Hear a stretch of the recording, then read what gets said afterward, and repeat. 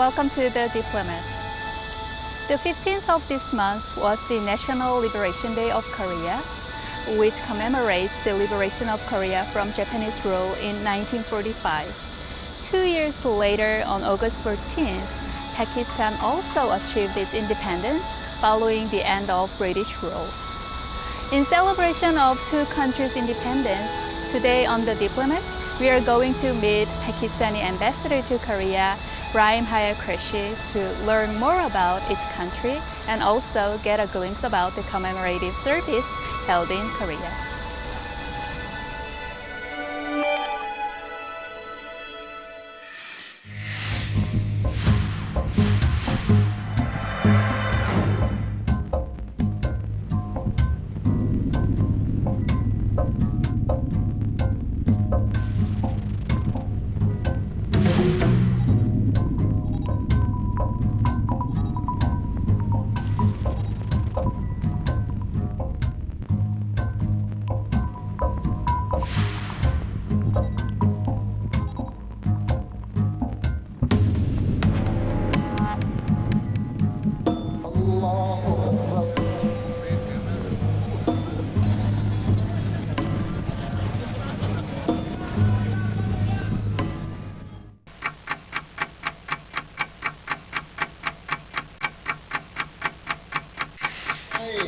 हम बहनें हम बेटियां कौमों की इज्जत शहादत है मकतूब मकसूद मोमिन न माले गनीमत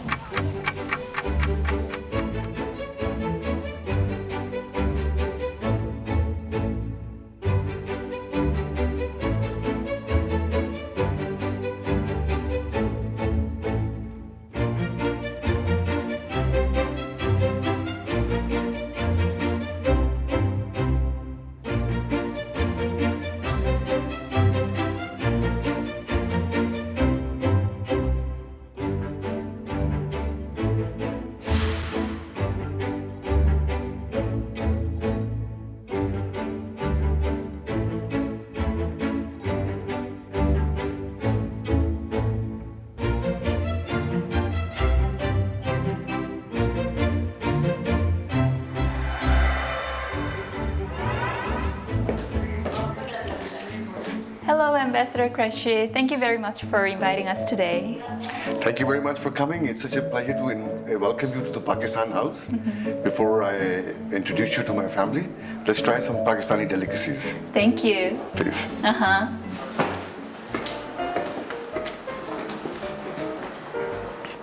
Well, it's nearly tea time, and tea is very important in Pakistan, as it is, I'm sure, in Korea as well. So we have some delicacies that we have with our tea, and here we have some vegetable samosas. These are called samosas. They are like a triangle. We have these are called pakoras. They are made from chicken. Looks delicious. These are shami kebabs.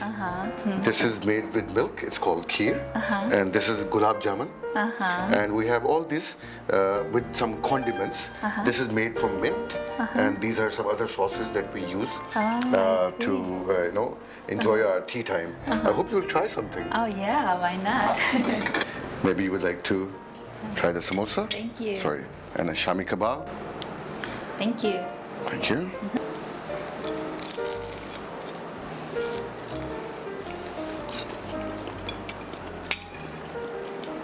It's really good.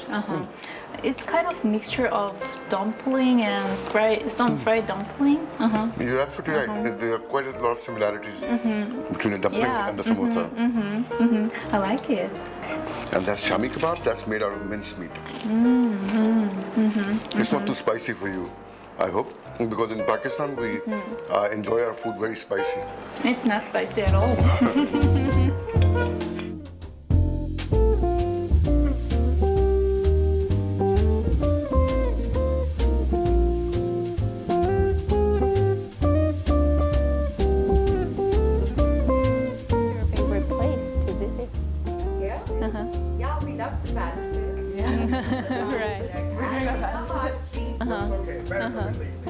Is it good? It's really good. Yeah. Cool. Here it is. Oh, this is beautiful.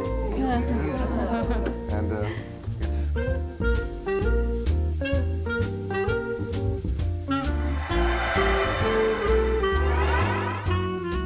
So it's been about a year since you started your tenure here in Korea. How would you assess your first year here? Well, South Korea is one of my favorite countries in the world. So I've been very excited to be here. And I'm very happy to say that in this past year, we've had very good developments in both political as well as public diplomacy, as well as other substantive issues. The Speaker of the Korean National Assembly went to Pakistan. Our Speaker of the National Assembly came to visit Korea. There have been other exchanges of delegations. We have had a Buddhist art exhibition because the foundation of Buddhist art is from Gandhara, which is in Pakistan. Oh, I see. And we've had a fashion show. We've had an investment conference because we want to promote trade relations. So all in all, it's been a very busy 1 year. A busy and nice year. Very nice, lovely year. Right, good, good. So I heard Korea and Pakistan share a lot of similarity in terms of culture, and there's been a long history of cultural exchange. Could you explain or give us some example about that? You know, this is very interesting that you mentioned this because relations between the people of Korea and the people of the country which is now called Pakistan go back more than 1600 years. The first person to come from Pakistan, his name was Maranatha, and he came to the ancient kingdom of Baekje in 384 AD, and he's the one who introduced Buddhism in the south part of Korea. In the north part of Korea, of course, there was somebody who came, I think, in the year 379 from China. But in the Baekje and in the south, it was monk Maranatha, who was a great preacher and a great monk of Buddhism. So he traveled from what is now the city called Swabi in Pakistan, just near the capital. Okay. And then he traveled to China, where he stayed for about 10 years, introduced Buddhism over there. Then he was invited by the royal court of Baekje to invite, and this is according to the old historical books of Korea. So he was invited here to Baekje, where he introduced Buddhism. He landed at a place called Bopsongpo in Yeongwang province. Right. Yeongwang Popsongpo. Yeah, right. That's where he landed, and I think in a place called in a city called Mokpo. There are statues of him still over there. Oh, I see. So our people-to-people relations, people talk about globalization and people-to-people contact now, but we had from ancient times we had great contacts. So over some 1,000 years. Yes, about more than 1600 years. This is the recorded history. So maybe there are other aspects which have not been recorded, which go back even further back. Right. Among other duties, the embassy is in charge of promoting its own culture to its host countries. What kind of efforts are underway to promote Pakistani culture here in Korea? As you know, we have a very strong foundation in terms of cultural exchanges, like I just mentioned, especially in relation to Buddhism, which is the foundation and the backbone of our cultural relations. Right. So in that regard, we had a very exciting Buddhist art exhibition in the Seoul Art Center for about 3 months. We don't easily let our Buddhist art to go travel abroad because they are very fragile pieces, and it is possible that they can be damaged. Right. But we made an exception for Korea because we know that of your interest and your love for art, and especially Buddhist art. As you know, there's a lot of similarity between Pakistani Buddhist art and Korean Buddhist art because Buddhism came from Pakistan, so it's the same way. So I believe there are a couple of Gandhara art statues in Chongwa Day also, which are there, which reflect the close bond that both countries enjoy in terms of our mutual love for arts and especially Buddhist art. Apart from that, we also held a fashion show over here, in which was very interesting because all the Korean models, they wore Pakistani clothes, and the Pakistani models wore Korean clothes. So it was very interesting that, for two countries and all them, everybody wearing everybody else's dress. So it was a different fashion show, but it was very interesting and very liked by a lot of people. And then, of course, we recently had a food forum also. So basically, Pakistanis love to enjoy food. And so I think Koreans also love good food. Yes, we do. So we had a mutual Korea-Pakistan food Food and Culture Forum. So it was also a big hit, and a lot of people, we had a lot of Pakistani delicacies, some Korean delicacies. So it was very enjoyable. So we are making a lot of efforts in that regard to promote people-to-people contacts and to get to know each other. Yeah, I see. So let's move on to a different topic, which is independence. So the Korean National Independence Day was just yesterday on 15th, and we had a big celebration. And I know that Pakistan has a very close date to Korean National Independence Day, which is 14th. And I know that the embassy organized a very special event to commemorate this special occasion. Could you explain about that special occasion, please? Well, yes, thank you very much. I must commend you for your research and for your knowledge of these issues. Through you, I would like to first of all extend my heartiest felicitations to the entire Korean nation on the 15th of August, which is your National Day. And this is another very interesting similarity between Korea and Pakistan, that our national days are so very close. Ours is the 14th, yours is the 15th. Right. So in Korea, what we do is we have two National Day celebrations. One is the 23rd of March, which is for the Korean people, diplomatic community, high officials. And on the 14th of August, what we do is we celebrate it with the Pakistani community over here. So they were on the 12th of August. It was a Sunday, so it's easier for people to attend. So we had a very big festival in Incheon, where there were a lot of food stalls, there were music, Pakistani music. So there was a lot of celebration, and we had a really good time. So this is what our approach is basically, that we celebrate with the Pakistani community over here. We also took that opportunity to give a medal in recognition of the very good services done by a former Korean ambassador, Ambassador Song. It's called the Sitara-e-Pakistan, and I think we gave the award to him in front of about 2,000 Pakistanis who clapped very hard and in recognition of his services. So while we are at it, let's take a look at that event together.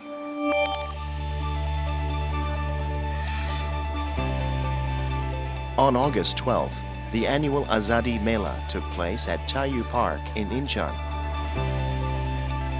Meaning the Fair of Freedom, it was a celebration of Pakistan's independence from Great Britain on August 14th, 1947, as well as Korea's independence from Japan on August 15th, 1945.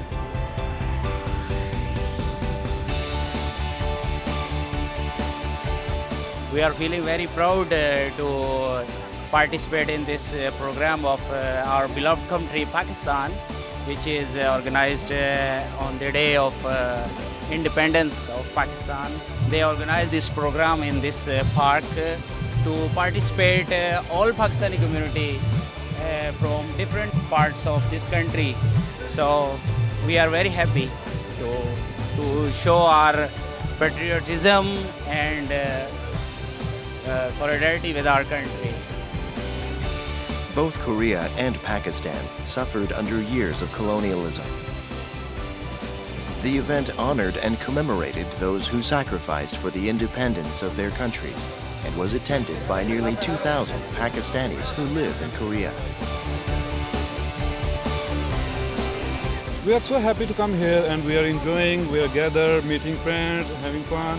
So we are all so excited.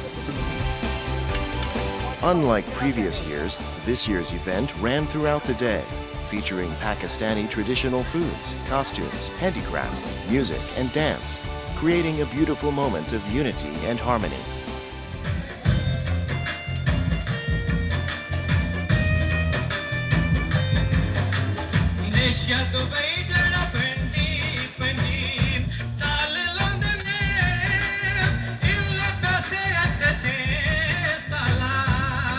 It's no wonder the participants genuinely enjoyed themselves. And it's very enriching experience here to see my people and my culture, and I can also see Korean people enjoying my culture also. And so it's kind of intercultural mixed up together, and I like it. Attended by some 200 international and high-profile guests, including Korea's former ambassador to Pakistan, Song Jong-hwan. The event also featured an award ceremony. Ladies and gentlemen, put your hands together for the Honorable Ambassador of Pakistan. Now we expect that the relations will grow twice as fast and double as much as we now have two Pakistani ambassadors in Korea, myself and you, Dr. Song. This is exactly why we have a lot of work to do together to translate into tangible economic and political relations the brotherly love that Koreans and Pakistanis feel for each other.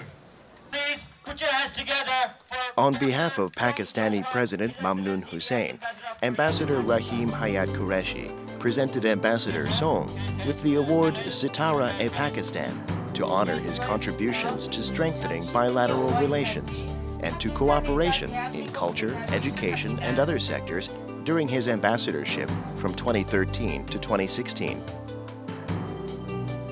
Song is the first Korean to receive that honor, and he expressed his strong determination to keep doing his part to improve the two countries' relationship.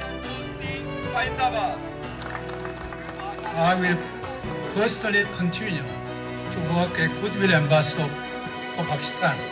I will continue to make efforts to encourage great investment, trade, education, and tourism. I will continue to support Pakistan by presenting a positive image of this wonderful country at the various civil forums in my country and if possible in any foreign countries. Pakistan, Korea, Zindabad. Pakistan, Korea! Pakistan, Korea! Pakistan, Korea!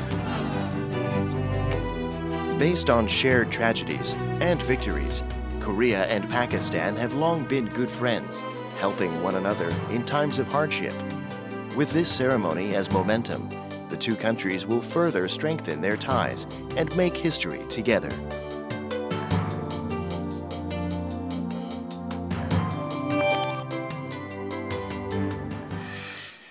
So it looks like the event provided a wonderful glimpse at Pakistani history, cuisine, and culture.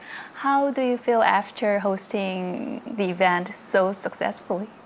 Well, very happy, very elated, and it was an event whereby it made us remember our national day, our freedom struggle, and the fact that we could have so many Pakistanis together was also a great, it was a great occasion. And as a diplomat, one gets used to holding such events. It takes a lot of planning.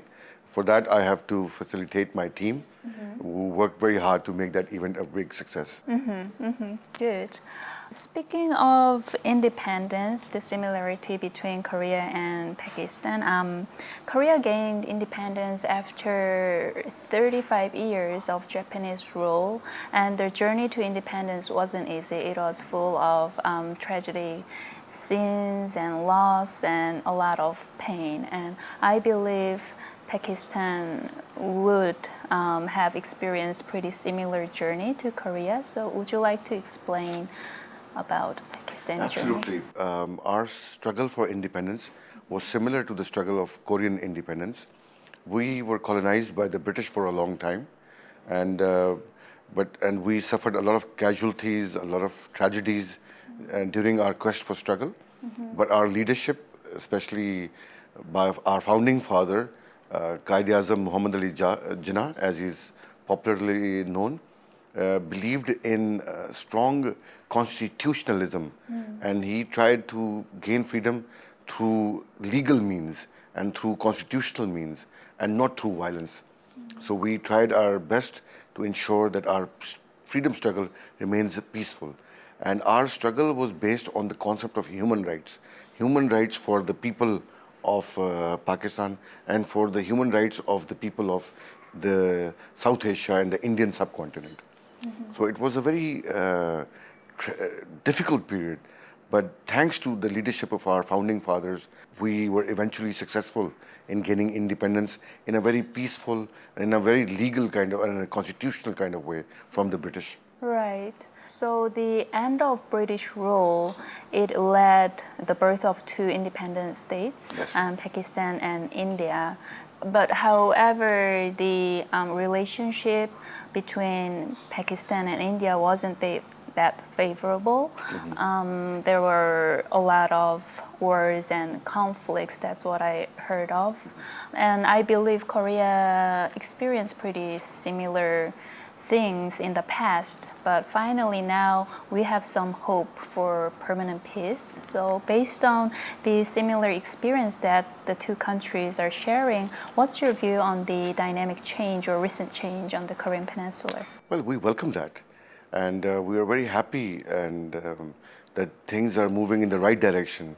And we must congratulate and felicitate President Moon and his team, and Foreign Minister Kang, and the whole team which is leading this effort. And we hope that this will lead to a permanent peace which is beneficial for the entire Korean nation, and which can also serve as a beacon of hope and as an example for other areas of the world where there are similar conflicts, which can show to the people that if the Korean Peninsula can be at peace, why can't the Indian subcontinent be at peace? Why can't India and Pakistan also be at peace and resolve their differences? So we are looking forward, and we're hoping very much that pretty soon we will see an end to all kind of issues and disputes on the Korean Peninsula. We talked about the long history of cultural exchanges between the two countries, and not only the cultural exchanges, I believe Pakistan and South Korea have been a pretty good friends for a long time. What would be the examples of our friendship? That's right. We have a very good relationship in terms of mutual support for each other in various international fora and bodies. And at the same time, the Korean government has been exceptionally kind to us as well. And when we suffered our earthquake and our floods, the Korean government was one of the first, the Korean nation, the Korean people, was one of the first to send a good amount of aid and donations and assistance to Pakistan. Even now, I think there is a number of projects which are being executed in Pakistan with Korean assistance. I see. So Korea and Pakistan established their diplomatic ties in 1983, and since then I believe the two countries' bilateral trade has always been on rise. What kind of effect of our cooperation have on our economic relationship? Yes, absolutely. You're absolutely right. We have, Korean products are very famous in Pakistan. A lot of Korean companies, in fact, all the major Korean companies are present in Pakistan. We are trying to negotiate a free trade agreement now with Korea, which will give further boost to our trade and economic relations.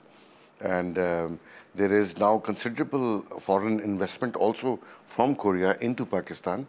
For example, Kia is going to start producing cars in Pakistan from next year, while Hyundai will start producing, and they are also establishing their plants. They will start producing their plants and manufacturing their automobiles in 2020. So there's a lot of dynamic and a healthy economic partnership between the two countries, which as an embassy, we are trying to constantly promote. We already have excellent existing ties, but we need to have more people-to-people exchanges. Our people should get to know each other. We would like more student-to-student relationship. We would like to have more cultural exchanges. We would like to have more exhibitions in each other's countries. The idea is to our excellent ties in the political sphere, our very good ties in economic sphere should be matched by an equally good understanding of each other's peoples and good friendly ties between the people of the two countries. Right. So this is my last question. How do you want to be remembered as Pakistani ambassador to South Korea after your term? Well, it's an honor for me to be an ambassador of Pakistan in Korea, and I consider Korea to be my second home. So what I would like to be remembered most is as a person, as an ambassador, as a diplomat who tried to elevate our very excellent ties to a new dimension, where not only were our political and cultural ties, our political and economic ties were improved, but also cultural ties also got a major boost. So I would like, and in that sense, I would like to see more people-to-people strengthening of relations. That would be my criteria, and that would be how I would like to be remembered. Ambassador, thank you very much for your time today. Thank you very much. I'm most honored. Thank you very much. You cannot go anywhere basically without driving. That's right. But the central area, you can just walk to any. Very lively place. Yeah, it is. Beautiful place. It is. It is. See all the hills and everything. Right. And all the power is there. Right. Commute. Right. Well, for me personally, diplomacy is a lot about problem solving. It's about dispute resolution. It's about finding mutual grounds. So these are some of the concepts which inspire a diplomat to do his job properly in order not only for his country's benefit, but for the mutual benefit of all concerned.